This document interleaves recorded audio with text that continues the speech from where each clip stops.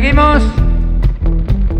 Ella viene de Alemania, ella vive en Italia. Ella es un encanto, ella es Studio Mood.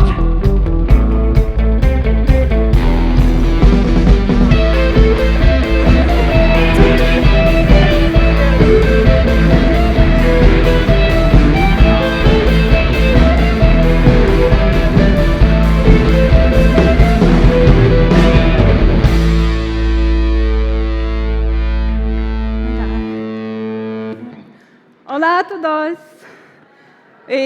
Gracias por venir. And it's obvious I don't speak Spanish, so sorry. And thank you, David, for the invitation. Thanks to the band for this warm welcome. And I'm very excited, so let's start. So in our studio, we have this saying that you should never trust a designer that does not show his work. So before I'm telling you anything, I'm going to show you some of the things. And this is one of the most popular projects of Studio Mood. It is called Trieste Estate, which roughly translates to Summer in Trieste. It is the cultural summer program of the city, and they organize about 250 events all summer long, cinema, theater, concerts. And this is the program book we made. And we design 3 posters every year, always revolving around the topic of sun and sunshine, and they really transformed the city for over 3 months. But when the pandemic hit, like so much else, Trieste Estate moved towards the digital world. And to show you even more, here's a best-of selection of some of the posters we did. And behind every poster, there is a full-blown project. We do websites, exhibitions, books, identities, but I don't have the time to show you all of this. But now that I've shown you some of my work, I hope that you can trust me. But who are we? Who is Studio Mood? Studio Mood is Thomas Kronbichler, founder, and he's a tornado of good ideas. And his partner in crime, also founding partner, Martin Kerschbaumer, with the sharpest eye for detail that I've ever seen. And there's me. I joined the studio roughly 4 years ago, and this year I became partner.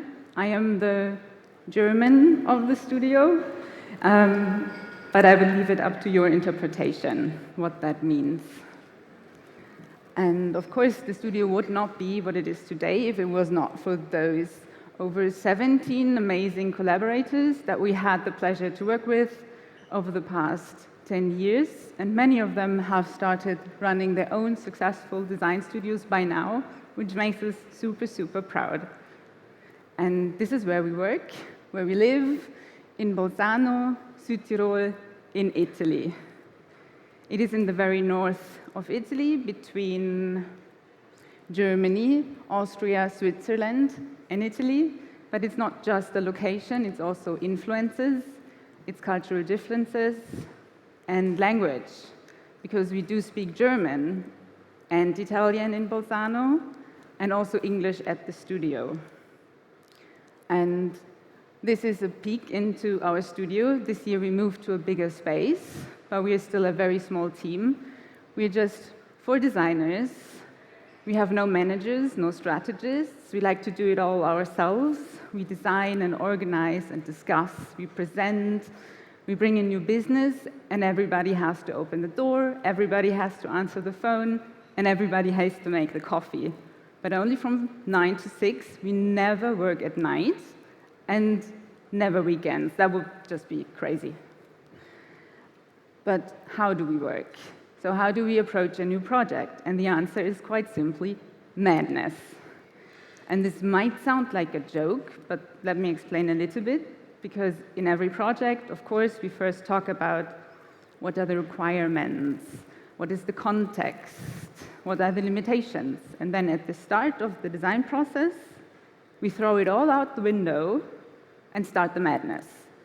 It's officially called like that, also our clients know. And other studios might do experimentation or exploration, but madness is different simply because we call it madness. Because what designers sometimes forget a little bit is the power that words have on your brain.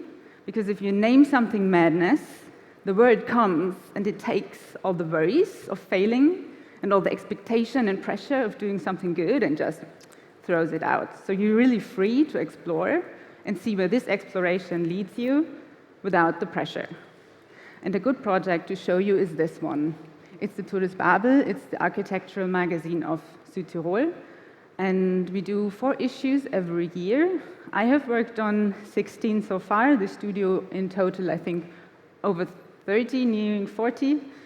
And with 4 issues every year, the challenge really is how do you keep it interesting? So each issue has a topic, and what we do is we really respond to this topic. We make it super, super specific. We take the design and change it for every issue, change the whole layout to make it respond to what the topic is. First, I'm going to talk about this one and show you a little bit of the madness for the cover. It is called Back to School. It's quite simple. After the first lockdown in Italy, when the schools reopened, the question was, what can schools be today? So let's start with the madness. School, you think tools on a notepad.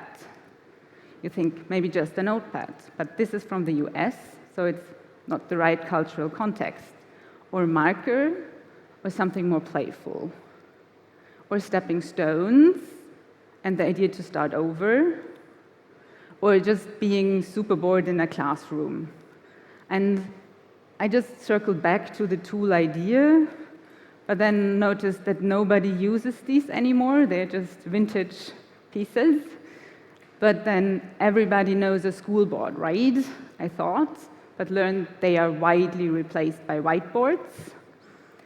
And these clocks, at least in German schools, every school has one of these. They all look the same, and you spend hours watching them desperately. And I mean, this is not a cover, but I like the idea of a note card, of a memory card. So I thought maybe play around with the layout. So later to that. And I got very excited about that one, the sponge. But it is a little bit too funny, I thought, because it's an architectural magazine after all. And the eraser just does not say the right thing. I don't want to erase the schools. I want to keep them. And then I thought maybe it is not so much about the idea of the school, but more of the students, because the schools are built for them. So we asked Yasmin de Porta, a photographer and friend of the studio, if she had any pictures for us. And these were a little bit too cute and not really about architecture. But then there was something interesting, because the setting is right, it is movement in space, but there was something still not quite on point. And then there came this, and this was great, because it is playful, but it is not silly. And it is a little bit rebellion, but not destructive. It feels like a school break. It's life in a school building, and her position is just super, super strong. Like she makes, with her body, she makes a flag. So really powerful. And now, so for the inside, I played with the idea of the note card, but with a little rebellion. It's not about perfection. It's about not following the rules, but asking the questions. And we also had an atlas of schools of the area and a list. Next one. Because to prove the point that we're super specific with the design for the topic, I run through 2 more. But that one was about the biggest tunnel construction site in Europe. The tunnel cuts underneath the Alps, and the theme is construction and logistics. And we have warning stripes and a lot of neon and maps and from street signage inspired typography. And then there came a completely different one. It is about architects and their drawings. It is called Thinking with the Hand, and our friend Martin Fengel, great illustrator, provided us with this charming piece. And each architect wrote a quote by hand, a little text. We asked them to do that. And in their sketchbooks, you can really see how they see the world and how different each of them is in character. And the magazine started to feel very light and poetic.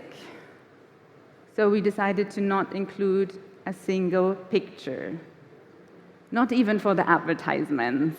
And this is crazy, because over 40 paying clients that have already paid a photographer to take picture of the chairs, and they already paid another design studio to design this advertisement. We convinced them to not include that advertisement, but have students from the University of Bolzano redraw them, so that we have a whole issue of a magazine only consisting of drawings and sketches and handwritten texts, which is just crazy. So, changing gear, because this is a popular request when you get invited to do a talk, is to not just show the portfolio, but also share a little bit about yourself. So I will give you one fun fact, is that I did actually study medicine. So what happened? And I mean, I always drew, I painted and photographed and took photographies, but at the same time, I was super into science in school, because I was very driven by this urge to understand how the world works. And when I finished school, I did not want to decide for one of the sciences. I wanted to combine them all, and for some reason I thought medicine. It's not one science, it's a mix of many. And I couldn't help myself but draw this little piece. And in the beginning, you really start here, quite open. So you learn about chemistry and some biology and physics and even psychology and social science, but then the more you learn, the more you close in on a piece, on a detail of information, because then you start thinking about just the human body. So it's not this anymore, it's that scale. And then when you further progress, it's not about the body anymore, it's just the body part. It's like the foot, you kind of look very close, so you see how I'm really going down. And from that, it goes to breaking down a person into symptoms and numbers and lists. And for me, it felt like turning me into a knowledge machine and turning the person I deal with into numbers and symptoms. So that was not right. I had to change something. I also wanted the big picture, so I quit, and then I did something stupid because I overcorrected. I studied philosophy. So I guess you know where this is going. It really works the other way around. You start quite clear and small in the beginning because you know nothing. I'm just a little dot, not knowing anything, and then I move on to talking about things and learning theories. And in the end, I have theories, and I have theories that are built on other theories, and I mean, it's really interesting, but it's also really up there in the world of ideas and concepts, and unfortunately, it is very far away from your day-to-day life, and I wish philosophy would have more impact on our daily lives, but it does not have a big one. So I had to do the same thing again and start over. But this time, I learned, because I did not jump to conclusion this time. I did not want to make the same mistake again and base my decision on stereotypes of what I thought things would be. And this is also quite important in the design process, but I really pressed pause and talked to people. I took about 1.5 years, quite long, took random jobs to support myself, because you gotta eat. And I asked people what they do with their lives, what they like about it, what they don't like, and if they had any advice. And in the end, I thought, I want it all. I want both of it. I want the open and the detailed, and design does that a lot of the time. It moves between those two extremes quite freely, because it is about the big concept and the idea and the craziness. And it is also about how to take that idea and turn it into something real. It's very much in detail and production. You do shape the reality. And it led me from reflecting of how the tools we use influence our work down to the detail of, but if I can foil stamp everything, it would be much stronger. And it led me to think about how it is possible to show a thing without showing it, and also making it glow in the dark. And the most complex one is, how can I design in such a layered world that has so many artifacts? But the silly one is, how would this reality smell? So design. Design does it all. It's big and small, and it can be about any topic. It is so diverse. So enough talking. Let me show you some projects. A typographic magazine cover, or the question of how the tools shape our work. Because we got approached by Novo magazine, one of the oldest graphic design magazines, found in 1922, to do the cover. So the task is clear, you have a cover, the topic was typography, and I started thinking what influenced what typography is, and I learned that, or noticed that it was always heavily influenced by the tools that were used at the time. I will not explain about these. You can Wikipedia them. And today we are in the computer era, but still you kind of reuse your old tricks with the programs you know. So we were thinking, what if we could use a new tool? And if it was fluid, not rigid, it is moving. And with moving typography, we thought of Kiel Danger Muchelknaus. He developed the space type generator. He is doing really great work, so check him out. We asked him to develop a tool for us, and we got provided with a font by our friends Think, Work, Observe. No. And then we received the instrument, and it was time to start playing with it. And we noticed that it had a lot of character. It is like learning an instrument or a dance, because you could type and then drag it around, and those letters had their own behavior. And when you push one word, it influences the next one, so they're like dancing with each other.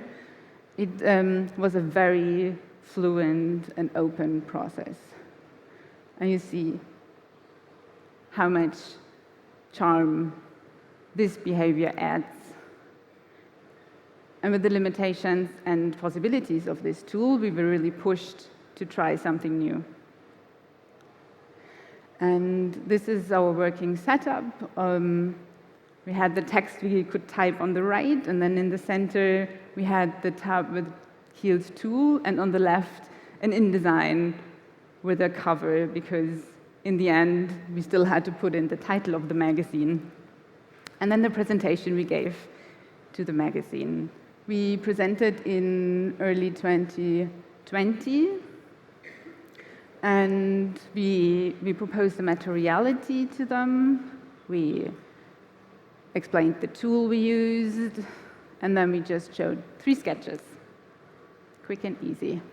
And we did not expect too much, and then everybody loved that one. So it was also our favorite, and that is why we had prepared a shiny mock-up of it. And with this decision, sorry, it's not going, no. Okay, we could start the production. And we decided to make everything foil stamped with this fluorescent metal foil. And it is super nice to look at, but it's also very interesting. Because if you think about it, it is a digital design tool to create fluid typography that then is stamped with metal on paper.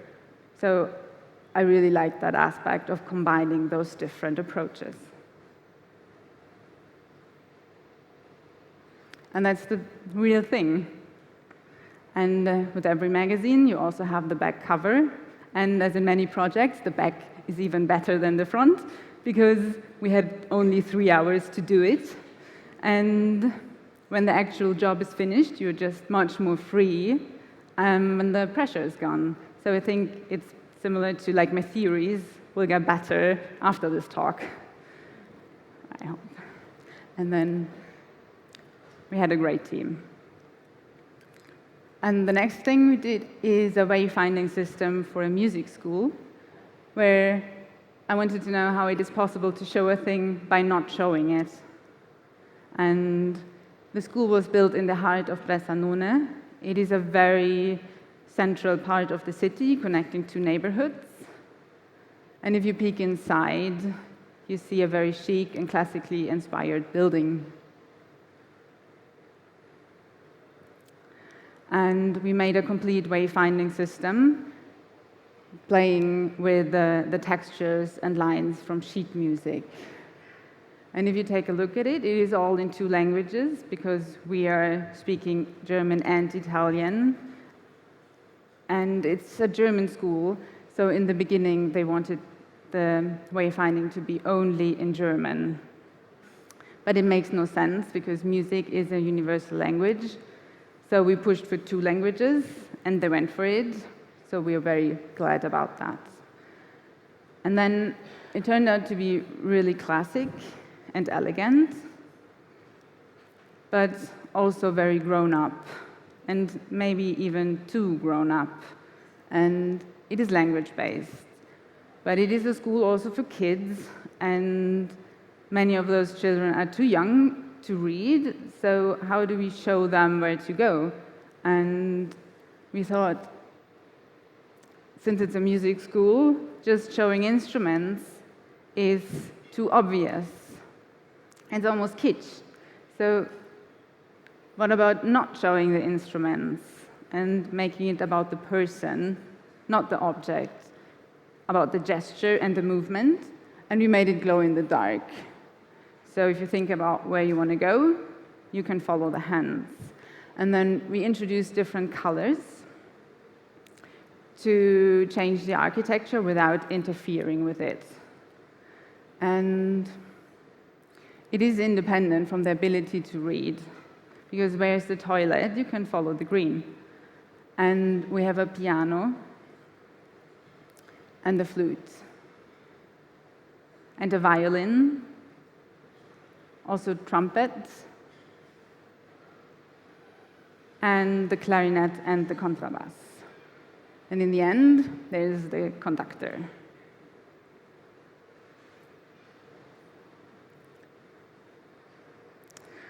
And then we got invited to do the identity of a contemporary art museum. And this is a real dream job for every designer. But it is also very complicated, because I'm going to walk you through this. Because how do you design not for isolated spaces? And this is what galleries often do. Galleries often are a white cube that exclude the reality outside. But we wanted to do something different. Because how do you design for a world that is just super faceted and full with layers and artifacts of different scales and time frames? So you think, in a museum, you have paintings and sculptures and video art, but you also have text and workshops. And you have things that happened in the past that overlap with the future. So there's a lot of things going on. And then these things are interacted with and looked at. So there's also the visitors that are really important. So when you think about an identity, you think, well, CE manuals, right? These are great. They are, but they are also relics, because they made sense at the time, but I would say not anymore, because they do what now machines do. They make everything the same, and that is not what an identity should be, I say. So I'm very sorry. Because identity yesterday was very fixed, in stone, and today I would say it is more about a conversation, about a collaboration. It can be an evolving and changing thing. You just invite other people, let them in. And this is the museum, the Museum of Contemporary Art in Bolzano.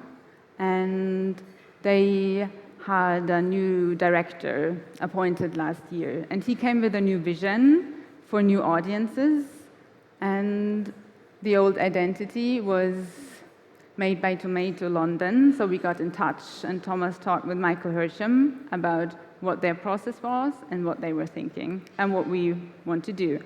And Michael said that we can keep the logo or just do everything new, change it. And with the museum like this, it is a messy project. It is a very messy process, because when you start with a redesign, they still have exhibitions. You cannot pause the activities of a museum for 1 year because you do the redesign. So when you start, you work with the old identity on new exhibitions. And that one was ironically called Here to Stay. So that's a little joke.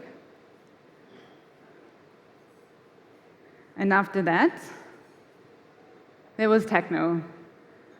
And techno was a lot. It is techno as an art exhibition and workshops, but they also did organize actual parties in their basement, which was super, super popular. And the challenge is that the region had only super little techno culture, so we had to invent a language. And to invent a language, you have to learn it, and you have to find the right vocabulary. So again, we started the madness and just threw everything together to understand what we're dealing with. And this is it. This is techno. It is built on black with very expressive typefaces. This is an artwork by Kieselina, the Globeman, and there are many hidden symbols and codes. Like, we invented a small Globeman icon. I think I have a pointer. No, it's not working. That you can see on the left of the black stripe. And a lot of hidden messages that you can decipher if you get close and just you spend too long with it, but then it makes sense in the end. It's a real maximalist design. And we had many crazy formats, like a hat that says compression, and also, do I have to? This is a video. I don't know where it's not going.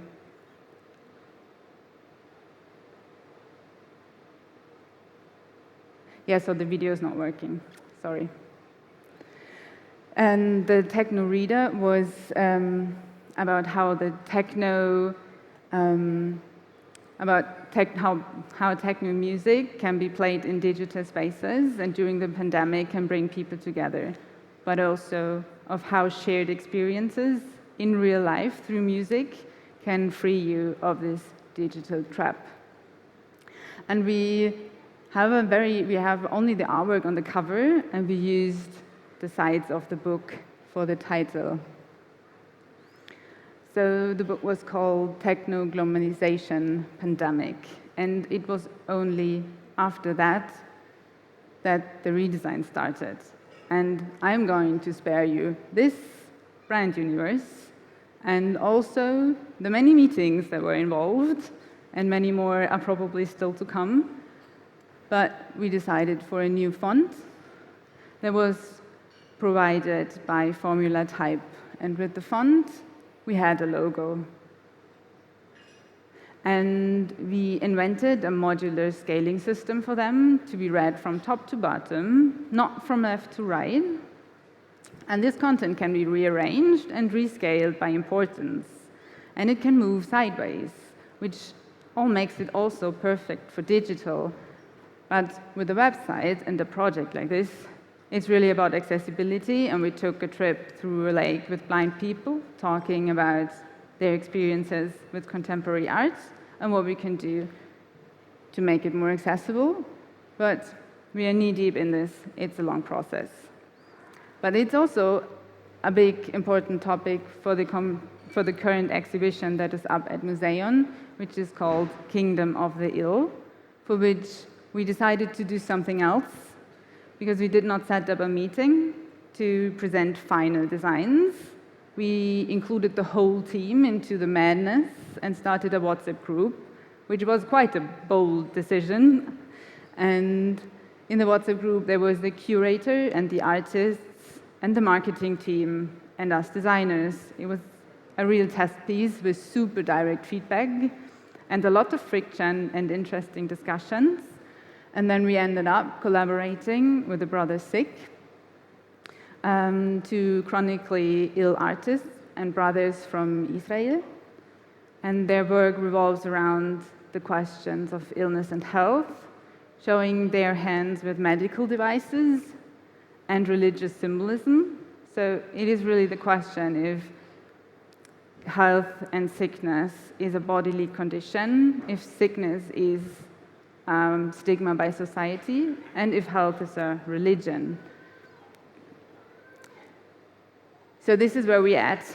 This is a preview of the identity that is not finished. It is diverse, and it has logic, but is also very free. So the way we think about it is we see it as a playground that has rules. And there is more to come, like this question: how would that smell?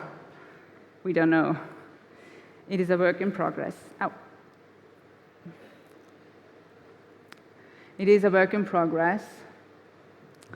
We will work on this for 2 more years, and we will see where we land, because maybe we will even do a brand manual in the end.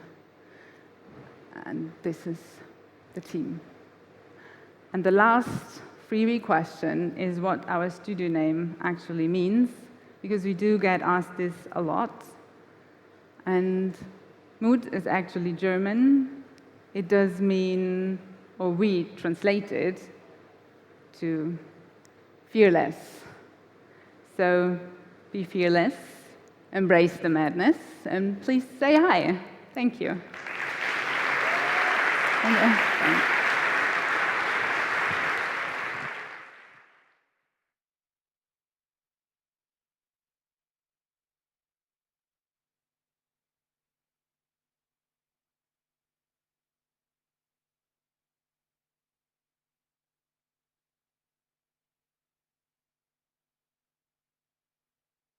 Hola, hola.